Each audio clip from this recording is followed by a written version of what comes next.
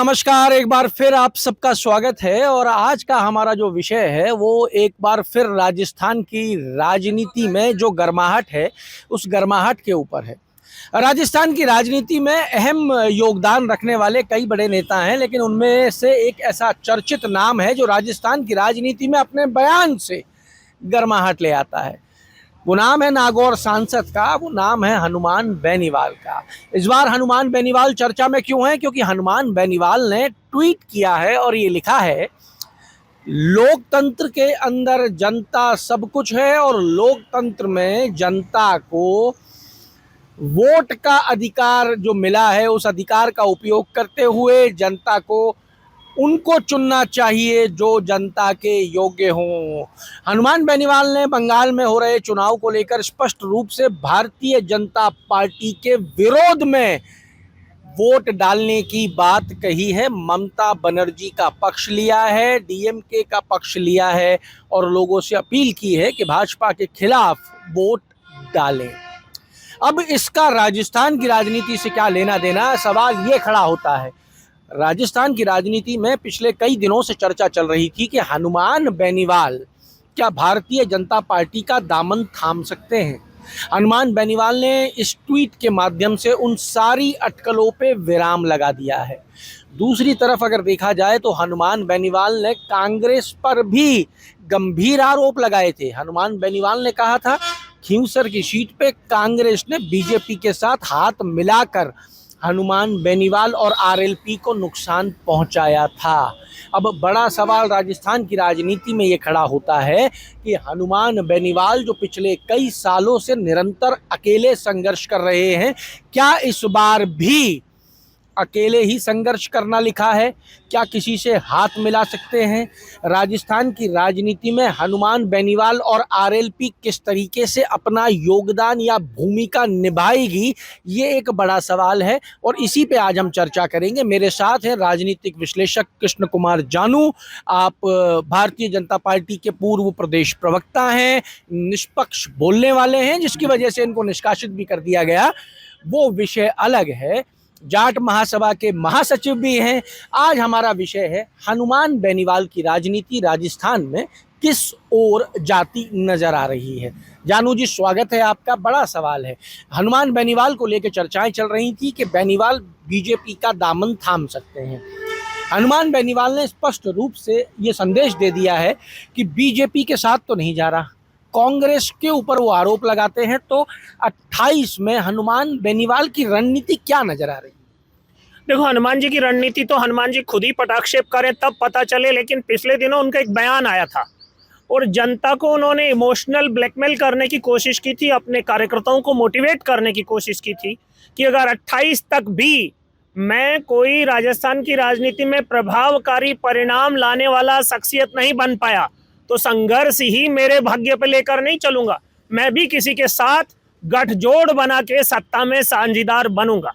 तो हनुमान जी ने अपने लोगों को अब मोटिवेशन के लिए संकेत दिया है या वो सच बोलते हैं और उगल देते हैं वो राज जो उगलने से उनसे वो लोग नहीं जुड़ते हैं जो लंबी राजनीति की दौड़ में उनके साथ चलना चाहते हैं। हनुमान जी 2 विधानसभा के चुनाव लड़ चुके हैं, अपने दल के नाम पर एक बार 3 विधायक आए थे और अब की बार 1 खुद जीते थे, उपचुनाव में वो भी हार गए हैं। हनुमान जी के साथ राजस्थान की राजनीति को प्रभावित करने वाले बहुत चेहरे नहीं जुड़े हुए हैं। युवाओं की एक बड़ी फौज है और वो भी विशेषकर बेरोजगार जाट युवा जो हैं, हनुमान उनकी पहली पसंद है। रात को 10 बजे 11 बजे 12 बजे तक भी अगर किसी की शादी में जाते हैं तो इतना लवाजमा ले जाते हैं कि आम आदमी की तो हालत खराब हो जाती है। पर हनुमान जी ऐसा पहुंच जाते हैं, बुलाने पर जाते हैं और बुलाने के बाद भी बेबाक बोल जाते हैं। तो ये हनुमान की कला तो हनुमान के पास ही है, लेकिन हनुमान के पास ना किसी की नकेल है और ना हनुमान ना किसी का दबेल है। भाजपा को काम में लिया छोड़ दिया, कांग्रेस को काम में लिया छोड़ दिया। अब किसके निशाने पर हनुमान है या हनुमान के निशाने पर कौन है, ये तो हनुमान जी बता सकते हैं। आपने कहा बड़े बड़े काफिले नजर आते हैं, ठीक है, वो लोगों का समर्थन मिल रहा है उनको, तो काफिले नजर आ जाते हैं। काफिले तो आपके निर्मल चौधरी के साथ भी नजर आते हैं। तो क्या निर्मल चौधरी राजस्थान में हनुमान बेनीवाल के कैडर का नेता बन गया है? देखो, जिस काफिले की आप बात कर रहे हैं, निर्मल चौधरी भी हनुमान के काफिले में कभी शामिल होते हैं, कभी दूर हो जाते हैं। हनुमान जी की जो राजनीति है, उसमें जो राजस्थान के विश्वविद्यालयों की और छात्र राजनीति के युवा नेता हैं, वो समर्थन लेने तो नागौर जाते हैं, चाहे कांग्रेस के हों चाहे बीजेपी के हों, लेकिन समर्थन देने कौन जा रहा है, इसका ध्यान तो हनुमान जी को रखना ही पड़ेगा। नहीं, हनुमान जी को ध्यान तो रखना पड़ेगा। अब लग क्या रहा है कि 28 की राजनीति में किस दिशा में जाएगी, क्योंकि जाट किस तरफ बैठेगा, ये एक बड़ा और अहम रोल मेरे को लग रहा है कि प्ले होता नजर आएगा। क्योंकि पश्चिमी राजस्थान देखें तो वहाँ भी सरपुटब्बल शुरू हो गया है, पूर्वी राजस्थान में सरपुटब्बल है। अगर हम देखते हैं आपके शेखावाटी बेल्ट की तरफ नज़र उठा के देखते हैं तो कहीं ना कहीं कांग्रेस के अंदर वहाँ पे भी इंटरनल चीज़ें जो हैं वो हल्की हल्की सी नज़र आने लग गई हैं। मुझे लगता है 27 जाते जाते ये चीज़ें उभर के सामने भी आ जाएंगी। ऐसी परिस्थितियों के अंदर जब दोनों बड़ी पार्टियां राजस्थान में, कांग्रेस और बीजेपी, इस टाइम पे एक अनिश्चितता की स्थिति में है, उसमें हनुमान बेनीवाल किस तरीके से और कितना बड़ा रोल प्ले करने की स्थिति में नजर आ रहे हैं? देखो, हनुमान बेनीवाल की जो कार्यशैली है वो दोनों पार्टियों के लिए चुनौती जरूर है, क्योंकि वो जब बीजेपी के साथ था तो कांग्रेस को पटकनी मारी थी, और जब कांग्रेस का साथ लिया तो बीजेपी को पटकनी मारी है। बीजेपी के दाव हनुमान के सामने ज्योति मिर्धा पर लगाने के बाद भी नहीं चले, और कांग्रेस के दाव भी हनुमान के सामने नहीं चले। तो निश्चित रूप से हनुमान जो है वो राजस्थान के बहुत बड़े हिस्से में बड़ी चर्चा का विषय है, लेकिन उसके पास उस प्रकार की राजनीतिक टीम और उस प्रकार का राजनीतिक संगठन अभी तो दिखाई नहीं देता। अभी तो कांग्रेस बीजेपी के अलावा अगर तीसरा कोई बड़ा दल है तो बीएपी है, लेकिन बीएपी अपने क्षेत्र विशेष में काम करती है। हनुमान पूरे राजस्थान में हंगामा रखते हैं, लेकिन संगठन के नाम पर अभी भी उनके पास ढाक के 3 पाती हैं। नहीं, ठीक है संगठन के नाम पे, लेकिन जो आज राजनीतिक उठक पटक चल रही है, जैसे पश्चिमी राजस्थान की बात करें, हनुमान बेनीवाल का वहाँ प्रभाव है। छोटू सिंह रावणा और रविंद्र सिंह भाटी के बीच में जिस तरीके का ये विवाद हुआ, विषय बना, क्या उसका बेनिफिट हनुमान बेनीवाल को जाता नजर आएगा? निश्चित रूप से हनुमान जी में छोटू सिंह रावणा को एक आजादी दिखाई दी है। रावणा समाज जो है वो राजपूतों के अधीन ही रहा है, बोल नहीं पाया है। पहली बार छोटू सिंह रावणा ने रविंद्र सिंह भाटी को चुनौती दी है, और रविंद्र सिंह भाटी के समर्थकों ने जिन शब्दों में रावणा को संबोधन दिया, उस सब में रावणा को अगर कोई संरक्षक दिखाई दिया तो वह हनुमान ही दिखाई दिया। यहाँ पर भी रावणा समाज के जो अध्यक्ष हैं मिस्टर रणजीत सिंह सोढ़ाला, उन्होंने जो बातें कही वो थोड़ा बहुत वो जो छोटू सिंह रावणा है उनको संरक्षण तो दे रहे थे, लेकिन उनकी बातों से उनकी बातों का मेल नहीं हो रहा था। हक की बात तो हो रही थी, हक कैसे मिलेगा, हक किसने दबा रखा है, जिनके सारथी बनकर खड़े हैं वो राजा बन जाते हैं, और जिनके वोट ज्यादा हैं वो सिपह सालार तक रह जाते हैं। ये लड़ाई और ये अंतर्द्वंद जरूर है, लेकिन छोटू सिंह ने संकेत दे दिया है, वोट हमारा, राज तुम्हारा नहीं चलेगा। वो हनुमान से संरक्षण मांग रहे हैं, हनुमान को इसका लाभ हो सकता है। क्या कितना लाभ होता नजर आ रहा है? देखो, बहुत बड़े लाभ की उम्मीद नहीं करनी चाहिए, क्योंकि जिस समाज से छोटू सिंह आते हैं चाहे रणजीत सिंह आते हैं, आज भी वो अपने आप को राजपूत समाज का ही घटक मानते हैं। उनके सामने खुद को बोना पाते हैं और खुलकर नहीं बोल पाते हैं। अगर कोई छोटू सिंह रावणा बोलता है तो चर्चा का विषय बन जाता है। मुझे लगता है हनुमान जी को सिंबॉलिक लाभ होगा, बहुत बड़ा राजनीतिक लाभ होगा, इसकी उम्मीद मुझे तो नहीं लगती। इसकी उम्मीदें नहीं नजर आ रही हैं। राजस्थान में और किस तरीके से हनुमान बेनीवाल का जो प्रभाव है वो बढ़ जाएगा, या हनुमान बेनीवाल इसको किस तरीके से और कैटर कर सकते हैं? क्योंकि अब तो ये स्पष्ट रूप से नजर आने लग गया है कि हनुमान बेनीवाल एक बार फिर 2028 में अकेले ही जाते नजर आ रहे हैं। निश्चित रूप से हनुमान बेनीवाल ने कल परसों जो ट्वीट किया है और ममता बनर्जी का समर्थन किया है, वो या तो कांग्रेस बीजेपी को प्रेशर में लेने का खेल है, राजस्थान में तीसरे मोर्चे की संभावना में सबको साथ लेने का खेल है, लेकिन राजस्थान में कांग्रेस हनुमान को वो तवज्जो देगी जिसकी वो अपेक्षा कर रहा है तो गलत है। और भारतीय जनता पार्टी जो है वो तो अभी मिस कॉल की सबसे बड़ी पार्टी है, उसे हनुमान की कितनी जरूरत है ये सबको पता है। हाँ, हनुमान के हंगामे से किसके आंगन में नृत्य होगा और किसके यहाँ मातम होगा ये तो 28 ही बताएगा। 28 बताएगा, लेकिन चांसेस हैं। बिल्कुल, हनुमान पूरी राजनीतिक दखलंदाजी, हो हुल्लड़ और हंगामा रखने वाला है, चुपचाप नहीं बैठने वाला है, ये तो हनुमान के अब तक की उठक बैठक से पता चल रहा है। क्या ये वही हनुमान बेनीवाल है जिसने 2023 उससे पहले के चुनाव के अंदर ये वही हनुमान बेनीवाल नजर आ रहा है, या हनुमान बेनीवाल और ताकतवर हुआ है या हो जाएगा 28 तक?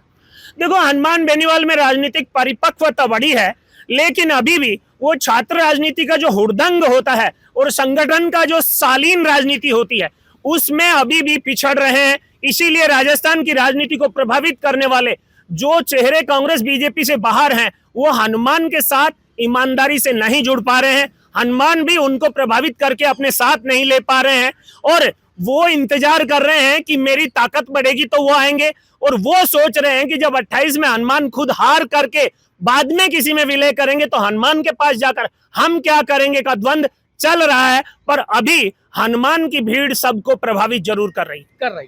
देखिए, हनुमान बेनीवाल का कद बड़ा है, इसमें कोई संदेह नहीं है। राजस्थान में 2018 में जो लड़ाई हनुमान बेनीवाल ने शुरू की थी, उसमें डॉक्टर किरोड़ी लाल मीणा भी थे, उसमें घनश्याम तिवारी भी शामिल हुए थे। पर वो लड़ाई 2018 से लेकर अब 2028 तक हम पहुंचने वाले हैं। इन 10 सालों का जो सफ़र है, इसमें हनुमान बेनीवाल अकेले नजर आए। 4 विधायक भी आए 2018 में, उसके बाद में 1 विधायक आया, उपचुनाव में वो सीट हाथ से चली गई। अब सिर्फ हनुमान बेनीवाल ही बचे हैं जो नागौर के सांसद हैं आरएलपी के अंदर। लेकिन हनुमान बेनीवाल का जो प्रभाव है राजस्थान के अंदर, वो 18 के मुकाबले 2026 में बढ़ा हुआ नज़र आ रहा है और हनुमान बेनीवाल की टीम भी ज़्यादा नज़र आ रही है।